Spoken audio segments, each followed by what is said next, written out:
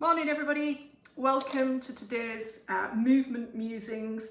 I'm talking today about stretching for runners, particularly injuries, that kind of thing. It's one of the most sort of common things that crops up when runners come along to me and chat to me and stuff, what about stretching? I think, as runners, we're always kind of constantly looking to try and improve performance. But above and beyond that, I think we're always slightly more obsessed really with trying to reduce injury or trying to reduce injury risk. And stretching, we were told, for many, many years that stretching was the way forward. You needed to stretch before, after a run to reduce injury, keep your muscles supple, all that kind of stuff. And we were told to do it religiously.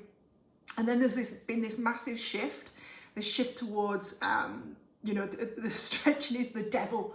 You should never stretch, strike it off your to-do list, never stretch. And it's created quite a lot of confusion. People don't really know what to do. They don't know whether they're doing themselves a favour by stretching or not stretching or whatever.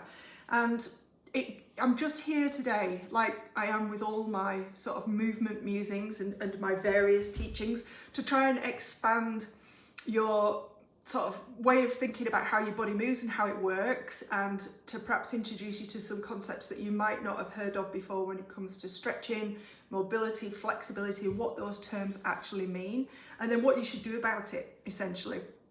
So let's just start off with injuries first. So, injuries, particularly running injuries, they're going to happen when you apply a load, a force, to a tissue, like a bone, a tendon, a ligament or a muscle, that is beyond what that tissue can deal with, right? So you've got, if what you're doing to your body is more than your body can deal with, you develop some kind of injury issue, niggle, pain, whatever.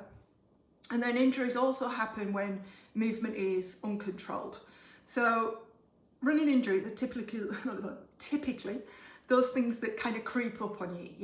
You wake up one morning and your Achilles is sore, and you kind of know, you've been doing a little bit too much. You've been, maybe you've changed your shoes, maybe you've changed how much mileage you do, how quickly you run, you've added in some sprinting, and your Achilles tendon is kind of going, nah, not happy with that, not happy. You've exceeded the load that I can cope with. Yeah, so that's exceeding the capacity of the tissue. In this instance, your Achilles tendon, it gets grumpy, and that's an example of like a gradual loading being more than your tissues can deal with, and it just happens over time. And then uncontrolled movement, an example of that would be, you're running along, you misjudge your step and your ankle rolls off the pavement, and it's an uncontrolled movement. You sprain the ligament, maybe the ligament tears a little bit, and that's it's bloody obvious, isn't it? That's an example of the load, i.e. your body weight going over on your ankle and the tissue, being your ligament, tearing as a result. So the load was more than that tissue could deal with. So kind of on that basis, it makes it makes sense to build the strength and resilience, in other words, your ability of your tissues to cope with whatever loads you throw at it. So that's fine, you want to build the strength and the resilience in those tissues, yep, absolutely, but then what about the control, right? So the control over your body's bits and pieces then is kind of as important, as it were, as the strength in those tissues, right? So then we get into flexibility, because stretching is about flexibility, and most people say, I'm stiff, I need to stretch, or words to that effect. And on the other side of the coin, you've got mobility, and I think the two words tend to be used, or sometimes are used, interchangeably. People will talk about mobility and flexibility and they're almost like they're the same thing, and they're not. They're different. Yeah. So let's think. Flexibility is passive. It's the an example would be if you stand up, you take your leg behind you, you grab onto the ankle, and you pull your heel towards your bottom. That's an example of a passive stretch. You're passively stretching the front of your thighs. So you're stretching the quads, example of a passive stretch. You are using the force of your arms to stretch the tissues at the front of your leg. All right, so that's an example of a passive stretch. Another example of a passive kind of movement would be your partner, a partner helping you into a stretch, helping you stretch your hamstrings, foam rolling or going for a massage. Also, other passive ways of affecting the length or suppleness, if you like, of your tissues. So passive stretching, which is what we tend to talk about, kicking my tripod, sorry for the wobble. Passive stretching, which is kind of what we tend to be thinking about as runners, that's what we're talking about. Increasing flexibility. Flexibility is the passive lengthening of a muscle, either by you using your hands to get there or by using gravity or somebody else doing it to you. That's passive, right? So mobility is active. So whereas passive stretching, foam rolling, massage, that kind of thing, they're going to be short term, because whatever length you do gain or whatever changes you get, they're going to be brought, you're going to lose it again as soon as you kind of stop doing it, or over a period of time after that.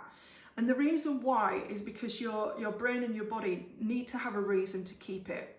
So the reason to keep it is the mobility side of things, right? So mobility is the range of motion that you've got that's active, that you can get to actively. So going back to the previous example where you grab hold of your ankle and pull your heel to your bottom to stretch your quads, if you let that leg go, if you let your ankle go, does your leg stay there? Can you use the power in your hamstrings to hold your leg so that your heel stays on your bottom, or does your foot twang away from you? Yeah, and sort of fly back towards the ground. You try it. I'm not going to stand up and demonstrate. You'll know exactly what I mean if you give it a bash. So you've got flexibility, which is the ability of your tissues to yield enough for you to get your heel to your bottom with your hand, and then your mobility is your ability to bend your knee enough to get your heel to your bottom without any help, right? So the two are different. And so mobility is the range of motion that you've got around a joint, in this case knee flexion, bending your knee, with strength and control. So that's the different. Flexibility, passive, you've got the length in the muscle to get there, but mobility is, do you have the strength and control to get there without outside help? Hope that makes sense, right? So control being the key word for me, it always is. If you can't control the range of movement that you've got or that you're trying to develop, then injuries and problems with joints can occur. So this is why, you've got super bendy people. Hypermobile is the term used, but even hypermobile is somebody who's, if you've been diagnosed as hypermobile, that's a diagnosis. It's a thing. Whereas some people are just super bendy, right? So some people are more flexible than others, some people are slightly more stiff than others, but those people that are super bendy or hypermobile, they have to be really careful. They need to develop strength around the joints, because otherwise the joints can become really unstable, because the muscles are that kind of, I'm going to use the word loose, kind of loose and floppy, that they don't provide the joint with a lot of stability.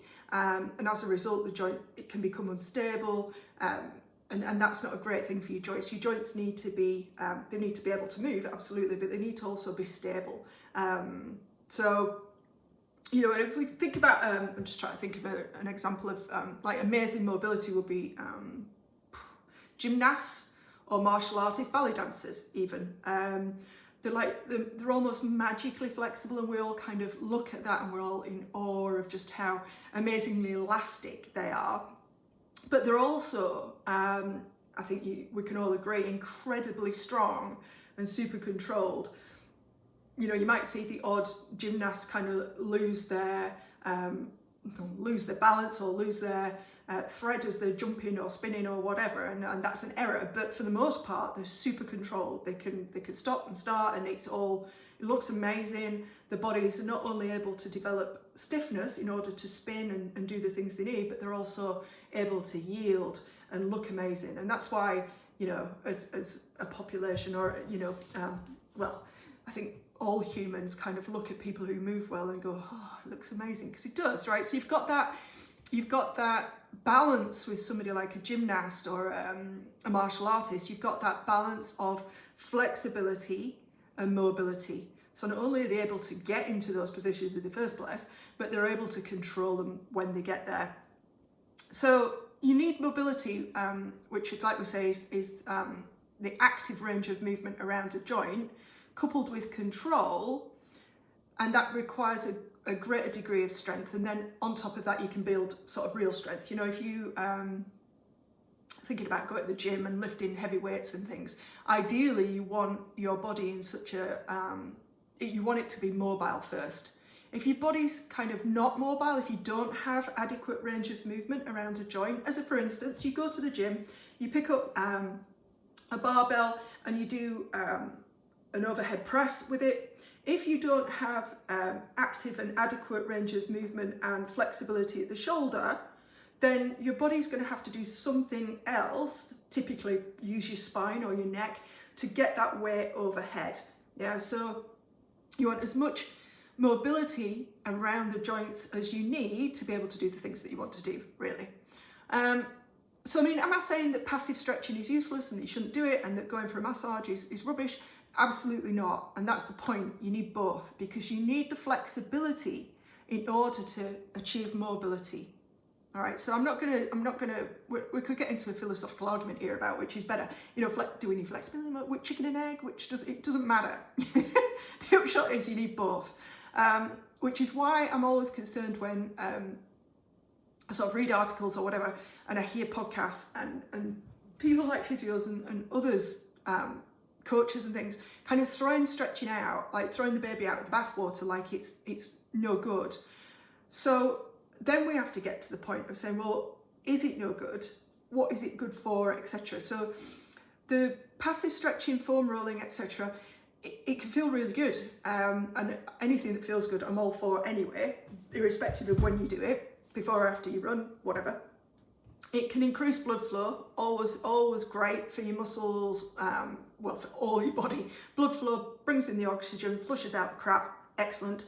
And then as an example with foam rolling, if you've foam rolling a body part, it's probably because you feel that there's something wrong with it, and the foam rolling increases your brain's awareness of that body part, so it can help you become more aware of that body part and then work towards whatever it is that you need to do with it. So that's fine.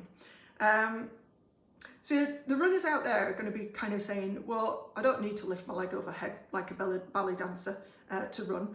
And you're right, you know, unless you are a gymnast or a ballet dancer or whatever, you likely never going to need to do that unless you really want to. But you know, creating as much mobility around your joints as you can is vital for life in general, not just running. It's amazing for running. I'm going to get into that in a minute, but it's massively important for life as well. And you need both of those active and passive ranges of movement in order to be sort of strong and resilient, and therefore, I'm going to say injury proof, but less injury prone. Let's go with that. So, sort of, you know, if you think back, way back when you were a kid or a teenager or whatever, and you could probably do some stuff that you can't do now. We've all got those stuff. Maybe you could do the splits, you know, maybe you could do a back bend or a crab, or maybe you could just get to and from the floor easily without needing your hands. Maybe you could do a full squat, and you can't do that now. You know, a whole heap of stuff, handstands, I don't know, standing on one leg, whatever. All the stuff that you used to be able to do and you can't do now. And you know, I think instinctively deep down, we might say, oh, I'm getting older and that's why. But instinctively, we know that it's not your age that's stealing these movements from you. It's the fact that we're not doing them anymore. And it's so true. I mean, we've all heard that phrase, if you don't use it, you lose it. And you know, for want of a better cliche, that's actually the truth. So when you start to stop taking your joints through their full ranges of movement or motion on a daily basis, your body and your brain kind of go, oh, well, we don't need it all then. She's not using it, therefore we don't need it. And it reduces how much you've got. So just as a, you know, we all use sitting these days as an example, but if you're constantly sitting or sitting for an extended period of time with your hips and knees at 90-90, so 90 degrees at the hip, 90 degrees at the knee, which is just chair shaped, then eventually that's what you finish up with. You know, your body will reduce the amount of movement you have at the hips and knees because it just perceives that you don't need it anymore. It doesn't, unless you actually use it, you won't be able to keep it. And with that comes not only stiffness and niggles and pains and aches and all the usual groaning as you get out of a chair because everything's gone stiff. With it comes degenerative changes as well. So you know I'm massively interested in knee arthritis and arthritis in general, but degenerative changes in the hips and knees and spine, you know, all as not all as a result of not moving, but certainly that's a big contributing factor. Okay, so then how much mobility and flexibility do we actually need? And, you know, I think injuries, aches, pains, niggles, all those kind of, you know, just the stresses and strains of life, they tend to come when there's like a big difference between your flexibility, so that passive range of movement, and a big gap between that and your mobility or your active range of movement. So if there's a big gap between those two, so you're super bendy, but you're not very mobile. Or when you don't have the passive range of motion, right? So what that means is if you lack flexibility, which is the ability of your tissues to lengthen, then you're going to experience aches and pains that come with that just from doing like activities of daily life, let alone anything else, right? So you'll either feel really stiff and immobile and reduce the amount of activities you do. So you start to kind of go, oh, I'm stiff, everything hurts. And so you start to just slowly, you know, you don't walk as far, you take the car more, you don't sit on the floor, you don't get to and from the floor. You're just starting to reduce the whatever it is you do, right? You just start to cut that down. And in turn, that's going to make you more stiff and inflexible, right? And nothing, like I say, deep down, we kind of know this. I'm not sort of teaching anything new here. We know deep down that if you don't use it, you lose it. And it's gradual, unfortunately, which means you can't really, it's just one day you kind of go, oh God, I used to be able to get to and from the floor without my hands, and now I can't, what's going on? Or, if you're not just, you're stiff and immobile and you're reducing your activities, if you're not reducing your activities, what you'll find yourself doing is forcing yourself to do those activities or forcing your body into shapes that it's not used to. So that might be spending 8 hours sat down at your desk and then thinking CrossFit or yoga is a good idea and going from one to the other without really addressing your mobility. And you can do it, and you do it, and you force yourself through it, but you'll be compensating to do that. And I think most of us have heard about, you know, compensation patterns. If one part of your body is not doing as it should, your body will find another part to do it for you. And that part that it finds to do it for you is not necessarily doing you any favours. Not only if you know, taking the yoga class as an example, and I'm not dissing yoga, being a yoga teacher myself, but if you go to yoga with your stiff parts and don't address those stiff parts and use a compensation to get through that yoga class, not only have you not affected the stiff part, in other words, you've not actually done anything to alleviate it, irrespective of you thinking you might be doing, but you've pushed through and used something else, and so the stiff part keeps getting stiffer, and you're reinforcing your bad habits, and also you're potentially abusing a different part that isn't meant to be doing what it's doing. Now, your body is, every movement you do, like literally every movement you do, even if it's, take for example, walking, every step that you take, somewhere in there, every step that you take is different. It might feel the same, it might look the same, you might be able to discern no difference whatsoever, but everything you do is different in a teeny tiny way, and that is your body. That's your body's way of almost like, if you think of your muscles, ligaments, tendons, joints as a workforce, it's your body's way of kind of putting that workforce on shifts. And that's not my analogy, that's somebody whose podcast I was listening to a couple of weeks ago, and I thought it was a really good analogy, because if your body just used the same patterns over and over again, and it does to a certain extent, you know, the bigger ones, but if it just used the same muscles and everything in exactly the same or exactly all the time, you know, your workforce would get tired. So it doesn't. It just subtly alters its recruitment, the order perhaps which it recruits, the firing pattern of the muscles. It just recruits them slightly differently. So it's almost like it's got a shift. Part of your workforce is on shift doing the job, and then another workforce comes on shift and does the job, and then another and another and another, and so on and so forth. It's why every movement is different.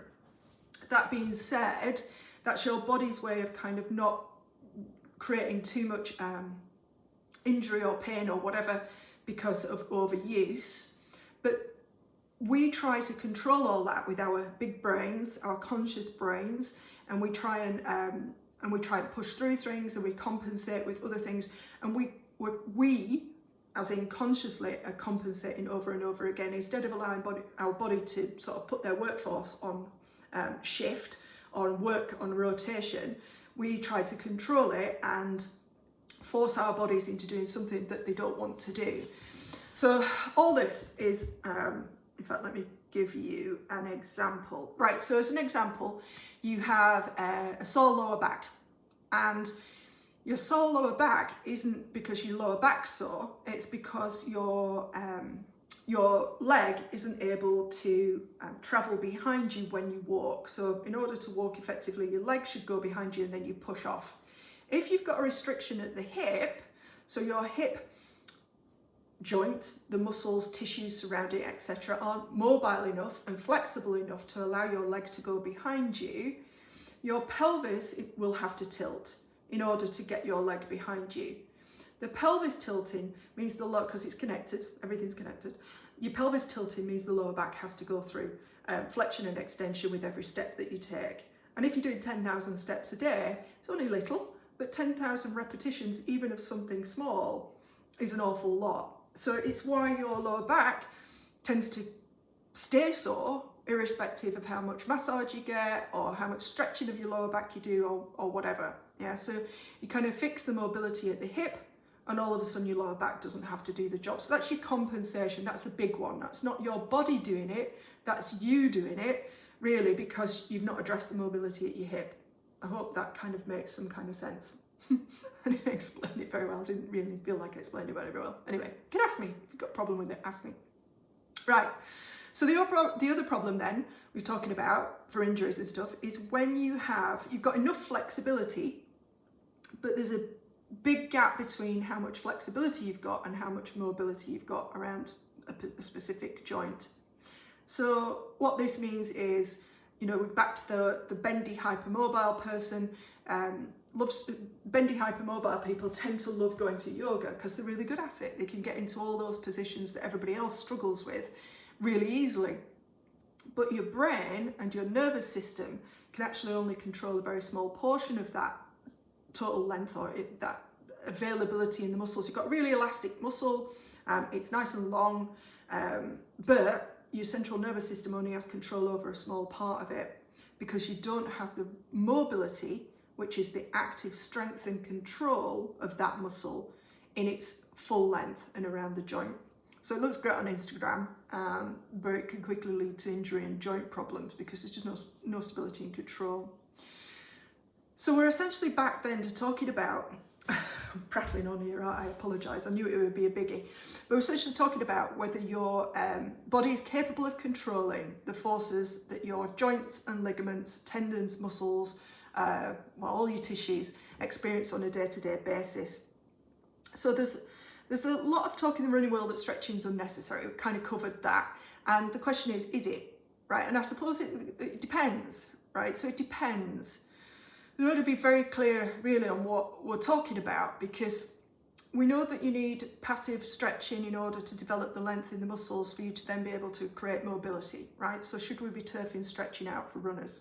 So here's my thoughts, right? So the research suggests, or the research says that static or passive stretching for runners is not injury preventative, and it can also decrease performance, right? So if you heard that as a runner and you thought, and you were stretching and you weren't noticing any real difference in, you know, you stretch but nothing really happens, your hamstrings still feel tight or whatever, calves still feel tight, you might think you'd be forgiven for thinking that all stretching and mobility is kind of pointless for runners, unless you know the difference between flexibility and mobility and the fact that you need both.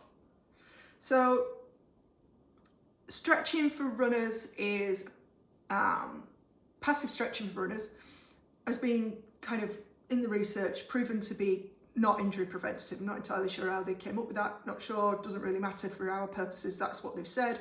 And it doesn't increase performance, and in fact can decrease performance if you do it before you set off and you run.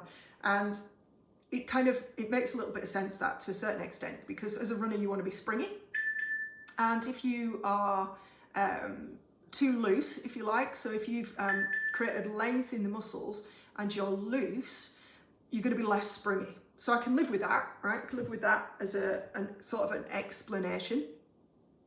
And you know, I can see that the last thing as a runner that you want to be is super bendy and super flexible and loose, if you like, because you're going to really struggle to generate that springy power that you need to propel you on your run. So you might have heard the spring example. You want to be like the pogo stick, you know, you get on and you spring about, kangaroo style, not like a slinky. So a slinky is a very loose spring and it kind of flops down the stairs, and you know, there's the flexible, loose spring. And then you've got, at the other end of the scale, a super stiff, rusty kind of doom spring. Doesn't, you know, there's nothing in there. So that's an example of you being too stiff. The slinky is an example of you being too flexible. Both of them are an example of you having no mobility. In other words, there's no strength and control around either of those things. So you want to be in the middle. You want to be super springy like a pogo stick, which means you've got enough stiffness in your tissues to be able to generate power. So when you hit the ground, your tissues kind of rebound and spring you off, rather than you hitting the ground like a baby elephant, you know, boom, that's your rusty spring. Or your slinky, where you just hit the ground like a jelly. So you need enough mobility to do your day-to-day stuff, playing with the kids, getting out of the car, getting in the car, whatever you want to do. Then you need enough mobility and flexibility to do the things you want to do. So hobbies, running, tennis, swimming, climbing a mountain, whatever it is that you want to do. And then it always makes sense to me, and this is kind of where I'm at with things, is you want to create a bit of a buffer, you know, a little bit of extra around, you know, it's good to have enough. We could argue about what is enough, but if you only have just enough to do the things that you want to do, when something out of the ordinary happens, that uncontrolled kind of surprise happens, then your tissues don't have the capacity to deal with it. So an example would be you have enough range of movement or mobility in your ankle joint to run on flat and level ground. But when your heel drops, so maybe you hit a curb with your toes and your heel accidentally drops below ground level, and you stretch out the Achilles and the calf, and you maybe tweak either the Achilles or the calf, and it kind of knocks you out of the game for a couple of weeks, you know, until it recovers. Whereas if you had that little bit extra mobility and range of motion around that joint, then potentially that uncontrolled position that your body found itself in wouldn't have caused the issue. That's a very simplistic way of looking at it, but that's what I talk about. That's what I mean by creating a little bit of space, a little bit of extra, so your body's got something that it can go to if it needs it. Another example would be, if you're bending and stretching, bending over to pick things up, and you're picking up, just in life, not a particularly heavy box, but a box, and perhaps the stuff inside that box shifts. So you've got the mobility and the strength to get down to the ground, to pick up the box, All of that is fine, but there's something in the box and it shifts and it throws you over to one side. You find yourself in a surprise, an uncontrolled, weird position that you've not used before, but you've got enough mobility, enough extra to be able to recover from that, to catch it, to recover, instead of it throwing you back out for a fortnight and tweaking the muscles around your back. So essentially, the more mobility you can create, the more stability and control you have, then the more capacity you've got to build pure strength and power on top of that. You cannot have, so in running terms then, the more mobility that you have, the more stable and controlled you will be, which will make you more injury resistant. And then the more strength and power you can create, that will increase your performance. So on the one hand, yes, passive stretching will in and of itself is very unlikely to improve your performance or reduce your injury risk. However, flexibility, passive stretching combined with mobility, strength, etc. and control has the opposite effect. It can indeed make you slightly more resistant, or not slightly, I'm going to take that word out there, can make you injury resistant, and it can improve your performance or allow you to improve your performance through adding in then strength and power, but you need the mobility first. So I guess I kind of hadn't stated the obvious there. We need some passive stretching to lengthen the muscles so that we can then add the mobility, the strength and the control on top. Why? Why does that all work? I think that's worth talking about. So your muscles are most capable in their mid-range, so in the middle, right? And the only way I can describe that is, let me find, here's my phone. So if my phone was a weight, and I have the arm down by my side, I'm doing a bicep curl. So I bend the elbow, that would be a full bicep curl, yeah? And you can test this out for yourself. As you get to this point here, the movement is actually easier. This would be the mid-range of your bicep. So right at the bottom, if you've got a really, really heavy weight, you're gonna find it really, really hard to get to this point.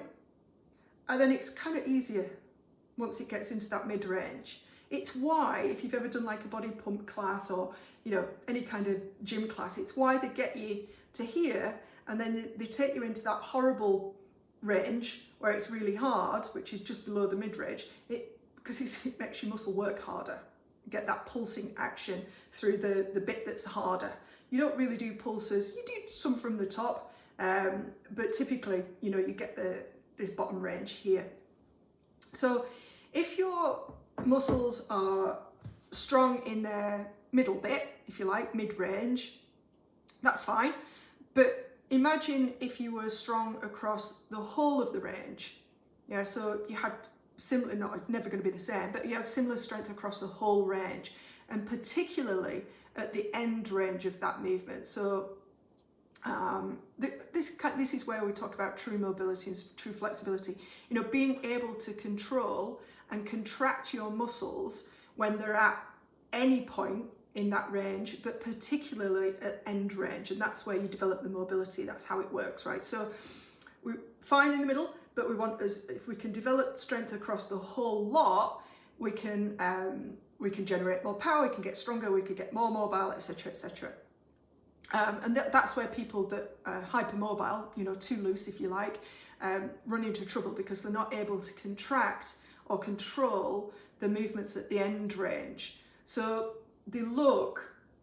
as for instance, they might take their shoulder overhead, and instead of their shoulder or their arm stopping at the point at which our non-bendy people's shoulder would stop, it can kind of go beyond that. But it's not going beyond that with muscle strength and control. It's going beyond that because the muscles are too loose and it just allows it, but there's no strength and control there, and that's why they get the problems with the joints. So if you add in the mobility then and start to add the control and the strength, etc., The more muscle that you can contract, i.e. it might be longer, but you've got control over more of it, the more springy you'll be able to be, and the more injury resistant you'll be able to be, because you've got control over over all the muscle rather than just a smaller portion of it. If you only do the sort of passive flexibility stretching, you might gain some length, but your body, excuse me, itchy eye, your body and your brain, your nervous system isn't learning what to do with that additional length, and as a result it's unlikely to keep it. Now, I'm not talking about the bendy people who've got that length naturally, we're talking about us trying to develop it. So you might gain some extra length, but your body will quickly return to what it knows, because it's not learning what to do with that. There's no strength and control there. And it's why people, you know, say, I've been stretching my hamstrings for the last 23 years and I still can't touch my toes. And that's why, because that passive stretching, there's a reason why your body won't allow you to get there. And I think, so your brain and your nervous system are acting in your best interest. That's what they do. They need to know that you are safe all the time, and particularly in the positions that you are trying to get into. Your nervous system, your brain, and that body connection, the nerves between the two, will not allow you to get into a position, or it won't give you the range of motion that you're trying to achieve if it doesn't feel safe. In other words, if it doesn't have the stability, the control, and the flexibility, the mobility, etc. to get there. I saw this, I can't remember who said this, but I thought it was very, very accurate, right? So we know that the brain and the central nervous system have a massive impact on your bendiness or your mobility. Either from, if you go out and have a few drinks, you might notice that you're slightly bendier, or if you've ever seen anybody under anaesthetic, their muscles are much more flexible, pliable. They've got a greater range of movement. And that's because we've taken the brain out of the equation. The central nervous system's been switched off, or it's been slightly, it's been given a little bit of a break with a few gin and tonics. But when your brain is functioning and it's in the driver's seat, so to speak, it's going to limit your range of movement, and that's purely to keep you safe. And it does that by monitoring what your joints are doing all the time. And we've got little sensors in the joints and the muscles, so that when your nervous system feels a joint going into a position that's unsafe or unstable, or it feels a muscle stretching beyond what it considers to be safe, it will stop. It will disallow that movement. It won't let you get there. It's doing that to keep you safe. In other words, it's not doing it on purpose to piss you off. It's doing it to keep you safe. And essentially, it didn't state the obvious, but you can gather from that then that the tension that you carry with your shoulders or your hamstrings, I'm just picking the biggies that most of us kind of recognize, the tension that your body has created in certain areas is there for a reason, whether that's to protect you from going into a range of motion that it considers unsafe because you can't get there because you are using a compensation pattern that it doesn't like, and it now feels that area is being abused. Doesn't really matter. What matters is if you develop the flexibility and the mobility, so both active and passive, you have a greater chance of persuading your brain and your nervous system that the positions that you're trying to get to are safe, and as a result, your brain will allow you to get there. Unfortunately, once you get there, you have to then use it pretty much daily in order to keep it. And that's where you'll hear me talk about movement mindset comes in, because going and doing exactly the same workout at the gym, or the same yoga class, or the same running, or the same blah, blah, blah, the same, sitting for an extended period at your desk, that's not taking your body through its full range of movement, all your joints through their full range of movement. It's why I talk a lot about a movement mindset, transitioning to more thinking about how you move throughout the rest of the day. But that's for another day, right? So improving your flexibility, let's bring this together. Improving your flexibility allows you to improve your mobility, which in turn protects your joints, improves your balance, the balance of your, you know, in terms of joints and around the body as opposed to balancing on one leg.